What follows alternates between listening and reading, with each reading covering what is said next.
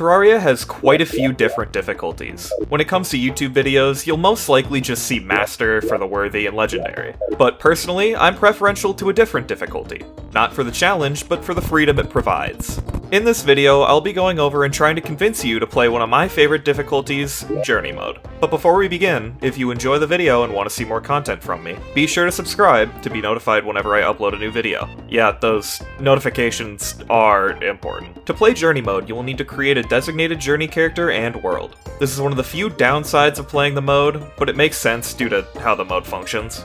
Journey characters are only able to be played on Journey worlds, unlike every other difficulty. When you load into your world, the first thing you'll notice is that you have a different starting loadout than a normal run. You start with iron tools instead of copper, as well as an iron hammer. And for new items, you start with a finch staff, 100 torches and ropes, a magic mirror, grappling hook, and the fledgling wings. You can also start with the Lilith necklace mount if your character is named Wolf Pet on creation. You can rename your characters at any time in the character selection screen, so there isn't really a reason not to do it if you want them out at the start of the game. While these starting items are nice, they aren't the reason you would play the mode. The next big change you'll notice is the button right below your inventory that looks like a rabbit with a hard hat.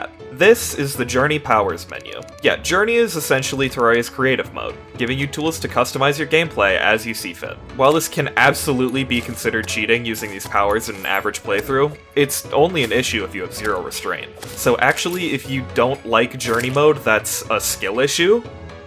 I'm better than you? Anyways, I will now give you a rundown on all the powers. With Journey, you can freely adjust the time and weather in your game, increasing time scaling speed as well as the wind speed. This means you can force the game to give you that ever-elusive sandstorm. Of course, you can also set whether it's day or nighttime, as well as cause rain. The time menu also allows you to freeze time at will. Do note this will disable some natural events from happening, since they require time to pass. You can't force any time or weather events using these menus, outside of timescale and waiting. But every one of these events besides the sandstorm can be summoned manually as of 1.4.5, since you can throw a slime crown into Shimmer to start a slime rain. Journey also allows you to disable the spread of the Corruption, Crimson, and Hallow biomes. Just keep in mind it does not prevent the spread of the biomes that happens right after you defeat the Wall of Flesh. Now, a downside of Journey would be its enemy stat scaling, being half of Classic mode, but you can actually freely customize your world's difficulty whenever you please. This includes during a boss fight, so if you want to be a little bit of a rascal, you can summon a boss with Journey scaling and then change the slider to Master. This causes a Master difficulty boss to have the stats of a Journey one, and it'll still drop a treasure bag and relic. Journey also includes a personal power tab that allows you to affect your character rather than the world itself. This includes an increased placement range, which is quite useful for lighting up caves and building. Turning this power on also increases your item pickup range. You can also increase your enemy spawn rates, only up to 10 times though. Anything more would be absurd and ridiculous and unheard of. And lastly, you can put yourself in God mode, or essentially make yourself invincible. With God mode enabled, you can't take any damage or knockback. You're immune to drowning, and for some reason, you also get unlimited mana. I guess that's something unique to Divinity. This is the big part of Journey mode that requires your restraint, but it's a simple button. You can hold off on pressing one single button, right? Journey's final two powers are its most notable, and they're directly tied to each other. When you pick up an item, you'll notice a new line of text that says research X more to unlock duplication. By clicking the cog button in the Journey menu, you can research items. Putting items here will consume the item, and if you research enough of them, you can freely duplicate an infinite amount of said item. This feature applies to every single obtainable item in the game, except for Ethereal mana.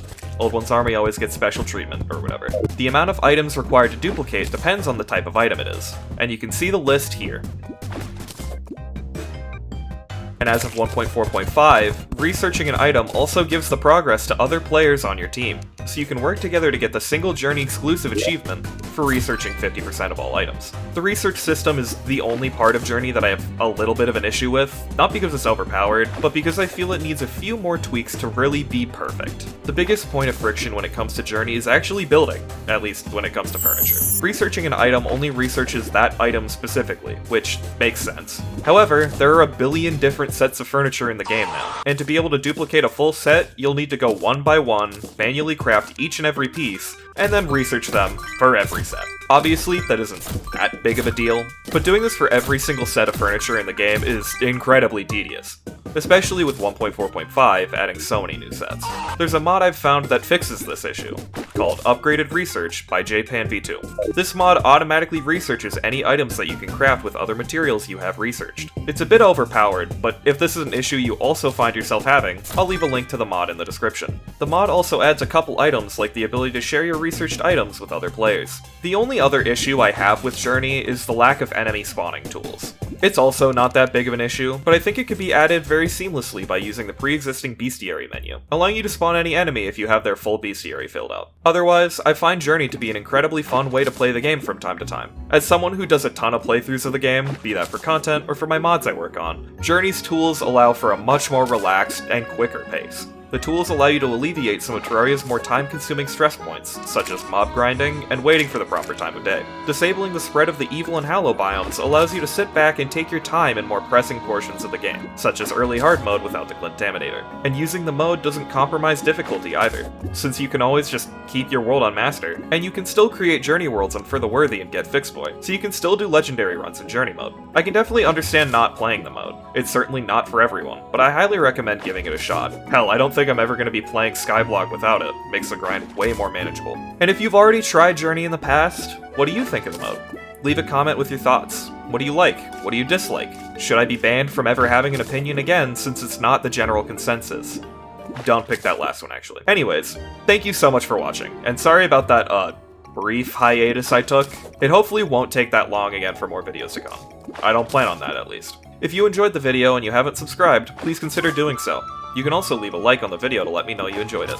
And as always, thank you to my channel members for your continued support, as it means the world. If you're watching this video as it comes out, I plan on streaming on Wednesday the 22nd, so show up to that if you'd like. Thank you once again for watching, and I hope to see you in another video.